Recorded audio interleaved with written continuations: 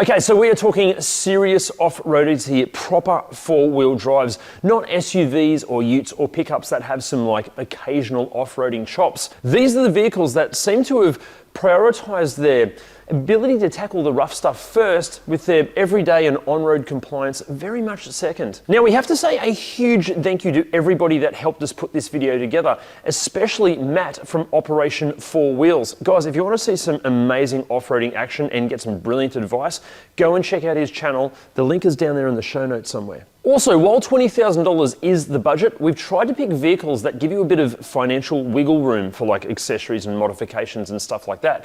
Plus, also with the sort of treatment these things are going to be getting, it might be a smarter move to buy like a $20,000 off-roader, but have a budget of like $25,000 to $30,000 just in case something goes wrong. Plus, all of these are going to give you a great base to work from. None of them are perfect, but like no vehicle really is, and they all do have their own little idiosyncrasies here and there. But honestly, fit a set of mud or even all-terrain tires, and they're all incredibly capable. Anyway, kicking things off, it's the Suzuki Chimney. Okay, forget about the current Chimney at this price. At $20,000, that is never going to happen. But $20,000 will get you into a 2010 to 2016 example in possibly mint and totally standard condition, or slightly higher kilometers and drenched in aftermarket goodies. And those aftermarket goodies are key here.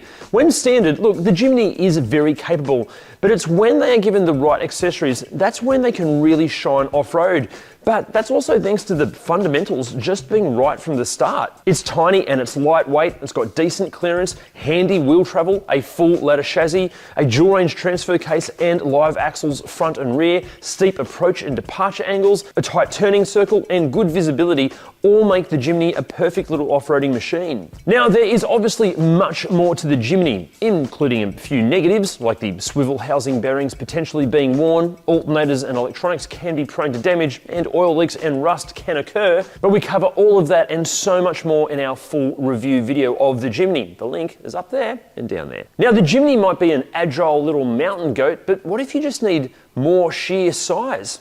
Easy, GU Nissan Patrol. While you can get the Patrol as a cab chassis or a ute, and they are brilliant, we are focusing on the wagon for this video because simply there are more of them on the used market. Now, at this price point, you're going to be looking at GUs from around about 2000 to 2009, and that means across 6 generations, and generally spread from either older but low kilometre, excellent condition and standard examples to newer but therefore higher kilometre, more used and possibly modified ones. Even when it comes to what's actually powering it, there are some choices.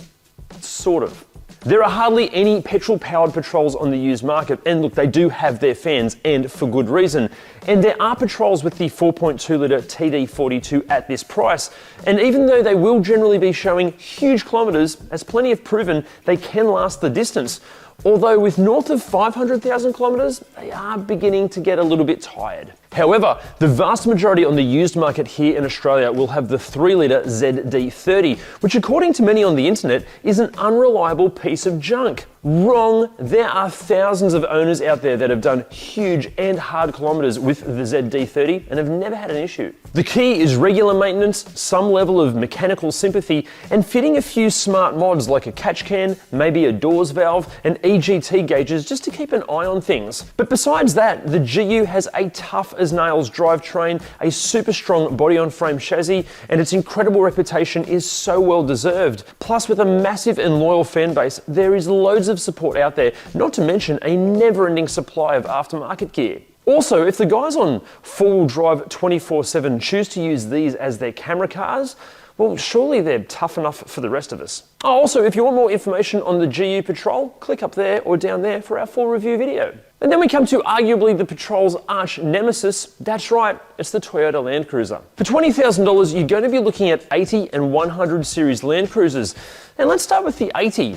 These things have firmly established themselves as one of the most exceptional 4-wheel drives ever created, and are a huge factor in Toyota having such an incredible reputation when it comes to reliability. The 80 series durability and dependability are arguably unrivaled, but where the 80 series truly shines is in its capability. Equipped with the perfect wheelbase, coil springs and solid axles both front and rear, and depending on the specific model, with the availability of factory lockers, the 80 can generally tackle whatever you throw at it with ease, and that's even before you fit any mods or accessories. Now, there are 4 different engine combinations, 2 transmission choices, and a plethora of trim levels, so some models are far more desirable than others, and understandably, some specs have like a cult-like following.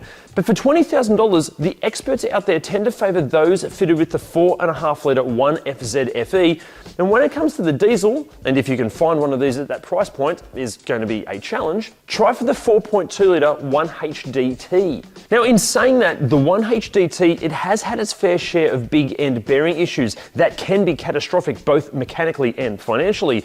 So like any used car, especially ones that are over 30 years old, it is critical to know the history of any 80 series you're looking at. Be sure to watch our Ultimate 4x4 Buyer's Guide video and have it inspected before you buy it. And the same can be said for the 100 series, or to be more accurate when it comes to off-roading, the 105. Where the 100 features independent front suspension and rack and pinion steering to improve its on-road driving dynamics, this does arguably limit the big Toyota's off-roading capability and durability. Hence, our recommendation is to stick with the 105, as the majority of its chassis and powertrain were carried over from the 80 series, with coil springs and solid axles front and rear.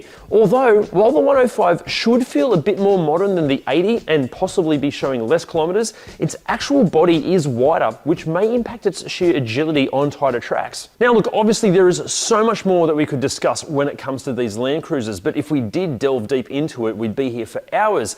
But this brings us to you. If you have an 80 or a 100 series Land Cruiser and you live in Sydney or Newcastle or somewhere nearby and you'd be happy for us to feature it on ReDriven, can you let us know in the comments down there or message us on Facebook or Instagram? Because yeah, we need to feature them. Now look, we all hate ads in YouTube videos, but the thing is, just like you, we've got bills and rent and food to pay for, and the way we do that is through sponsorship. And as we are adamant that we will only ever promote things that bring genuine value to you, it makes sense that we've partnered with Driver and WIPERTECH. Now look, unless you've got a spare $20,000 or $30,000 lying around, or unless you're planning on stealing it, if you want any of the 4-wheel drives on this list, chances are you're gonna have to finance it. Not only will Driver get you the best possible finance deal, the entire process can be done online and you can get approval incredibly fast. Just click the link down there and head to driver.com.au to finance your next car. And then we come to WIPERTECH. Guys, stop paying a small fortune for wiper blades that'd struggle to wipe tears away. Order the very best blades easily online, have them delivered to your door fast, and if you click the link down there, you're going to get 15% off. How awesome is that? WIPERTECH, legends. Now, before we get to our final pick, a few honourable mentions, starting with the Ute. For this $20,000 budget, check out the 2008 to 2011 Holden Colorado, or any of its General Motors made equivalents internationally, which is ostensibly an Isuzu D-Max without some of the Isuzu tax added. Look, yes, there are a few other differences between them, but mechanically, and thanks to the almost iconic Isuzu Ford JJ1 3-litre turbo diesel powering the thing, and the tough as nails driveline, they can be a very solid choice. However, they can lack severely when it comes to ground clearance and suspension travel, so for serious off-roading, suspension modifications will be an absolute must. Now, these next two aren't arguably as hardcore off-roader as some of the other vehicles on this list, but with the right mods, they can tackle some serious terrain. It's the Prado and the Pajero. For $20,000 here in Australia, and in terms of the Prado, check out the 90 and the 120 series, which, thanks to their practicality, their size, and their on-road friendly suspension setup, have quite often been used more as a family car than a tool to explore the bush. So there are plenty of used examples out there that haven't been abused. But don't think they're soft roaders, because they're not. You still get a coil-sprung rear end, a transfer case, and depending on the model, even dual tanks are available. And like all Toyotas, they have a huge and loyal fan base, so support, parts, and accessories are everywhere. Plus, you'll have a choice of different engines and transmissions, but again, which one you should buy will depend on your personal preferences and your budget. Actually, these are another two that we need to do a full feature on, so if you own a 90 or a 120 series and you'd be cool for us to film it, let us know.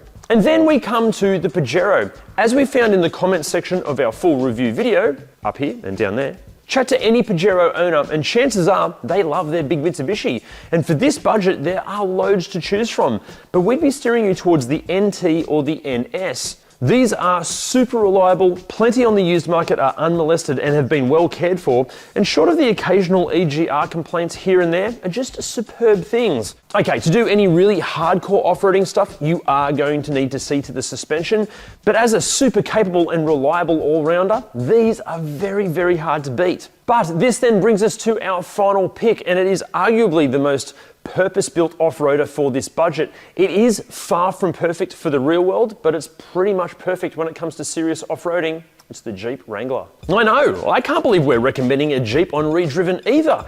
But the fact is, and looking past the inconsistent build quality and potential reliability issues just for a second, for $20,000, an early two-door JK Rubicon is about the most purpose-built off-roading weapon money can buy. Solid axles, coils, body-on-frame chassis, a perfect wheelbase, it's pretty light, factory-fitted front and rear diffs, selectable front sway bar disconnect, and so much more. Plus, legally, you can fit up to 34-inch tyres on the bloody thing. Now, this all does come at the cost of, let's say, some interesting dynamics on-road compared to pretty much every other four-wheel drive this side of a Unimog, and being a Jeep, it can be a bit of a gamble on build quality and reliability, as for every owner that seems to love and adore their Jeep, there's another one that has ended up with an absolute lemon. But as long as you keep up the maintenance to a fastidious level, upskill your mechanical knowledge and ability, don't drive like a complete dickhead, and learn to embrace all that presents itself within the Jeeposphere, very few other vehicles can offer off-roading bang for your buck like a JK Rubicon. Now, we have done a full review on the JK Wrangler, not specifically a two-door Rubicon,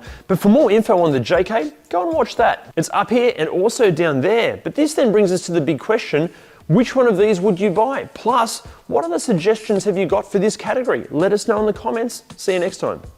But with all of these,